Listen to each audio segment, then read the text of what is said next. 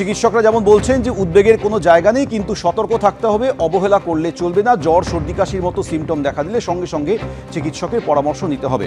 আবার চিকিৎসকরা এটাও বলছেন যে এই ভাইরাস যেহেতু শিশু এবং বয়স্ক ব্যক্তিদের ক্ষেত্রে বেশি প্রভাব ফেলে, তাই বেশি মাত্রায় একটু সতর্ক থাকতে হবে। শিশুরোগ বিশেষজ্ঞ অপূর্ব ঘোষ তিনি কি বলেছেন শুনুন। এটা আপাত নিরীহ ভাইরাস, কিন্তু ছড়াতে পারে। তো সিভিয়ারিটি আর মানে মাস ছড়িয়ে যাওয়ার মধ্যে অনেক পার্থক্য আছে। তো অনেক ভাইরাস আছে ভীষণ মাইল্ড কিন্তু ছড়িয়ে গেল অনেক, আবার অনেক আছে ভীষণ সিভিয়ার। তো ঠিক সেরকমই ব্যাপারটা, এটা এপিডেমিক অফ মেটানিউমো ভাইরাস ওখানে হয়েছে, সেটা এখানে হবে কিনা তার কোনো ঠিক নেই।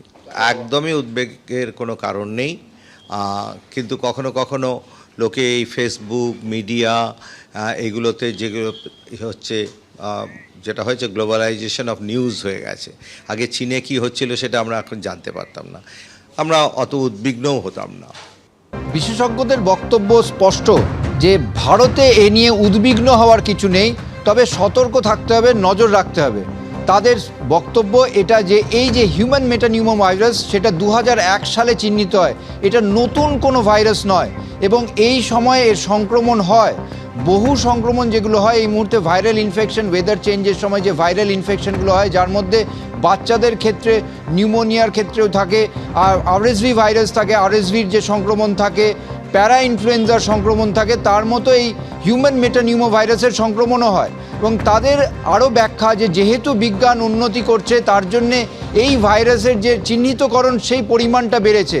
এমন হতে পারে চীনে এই যে চিহ্নিত হওয়ার পরিমাণটা বেড়েছে এবং সেই কারণে যেহেতু গ্লোবালাইজেশন অফ ইনফরমেশন হচ্ছে, সেই কারণে ভারতবর্ষ সহ বিভিন্ন প্রান্তে এই তথ্য পৌঁছচ্ছে এবং উদ্বেগ ছড়াচ্ছে। তাদের বক্তব্য এটা যে ভারত সরকারের পক্ষ থেকে স্পষ্ট করে বলা হয়েছে সারা ভারতে হিউম্যান মেটানিউমো ভাইরাসের সংক্রমণ কোনোভাবে বাড়েনি এবং চীনে কি হয়েছে সেই বিষয়ে কোনো সুস্পষ্ট বক্তব্য বা চীনা সরকারের পক্ষ থেকে বলা হয়নি, ফলে তা নিয়ে অযথা আতঙ্কিত হওয়ার কিছু নেই। যদিও তাদের আরও একটা ব্যাখ্যা যে হিউম্যান মেটানিউমো ভাইরাস এটা খুব দ্রুত ছড়িয়ে পড়ে ফোমাইটসের মাধ্যমে, মানে মানুষ কথা বললে যে থুতু থাকে বা ড্রপলেটস থাকে তার মাধ্যমে ছড়ায়, একজনের থেকে আরেকজনের সংক্রমণ ছড়াতে পারে।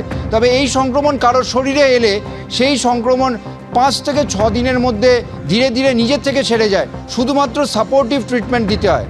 কাদের ক্ষেত্রে উদ্বিগ্ন হওয়ার কথা এই সংক্রমণ হলে?